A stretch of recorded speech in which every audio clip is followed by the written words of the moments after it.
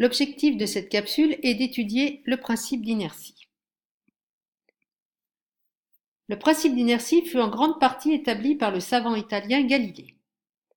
Mais c'est sa première formulation est proposée par Isaac Newton dans son ouvrage Principes mathématiques de la philosophie naturelle.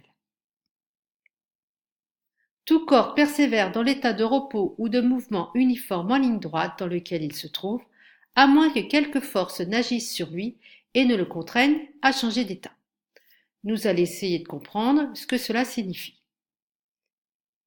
Étudions dans un premier temps le mouvement du palais de hockey sur la glace avant et après la frappe du hockeyeur.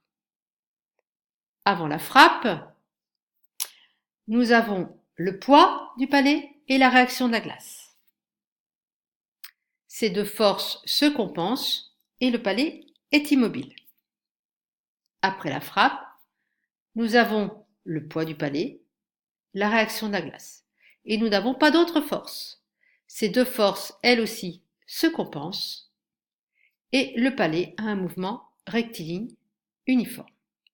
On a ici le principe d'inertie qui s'applique. Autre exemple, prenons un objet posé sans frottement sur la plage arrière d'une voiture qui aborde un virage.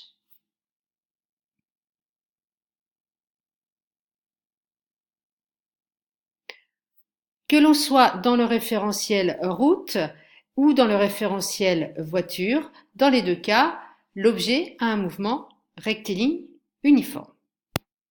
Regardons maintenant les forces qui s'appliquent sur ce système.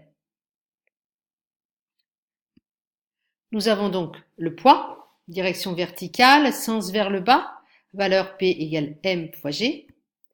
La réaction du support, direction verticale, sens vers le haut, de valeur R, telle que P plus R égale à 0. Les deux forces se compensent. Nous avons donc deux forces qui se compensent et un mouvement qui est rectiligne uniforme par rapport à la route. En effet, la bille ne prend pas le virage car aucune force ne l'oblige à le prendre. Application du principe d'inertie.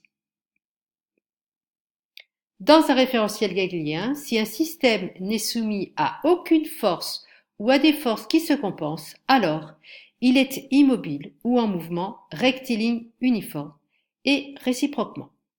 On peut aussi l'écrire comme si somme des forces égale à 0, la vitesse est nulle, le système est immobile par rapport au référentiel choisi, ou bien la vitesse est constante, le système est en mouvement rectiligne uniforme par rapport au référentiel choisi.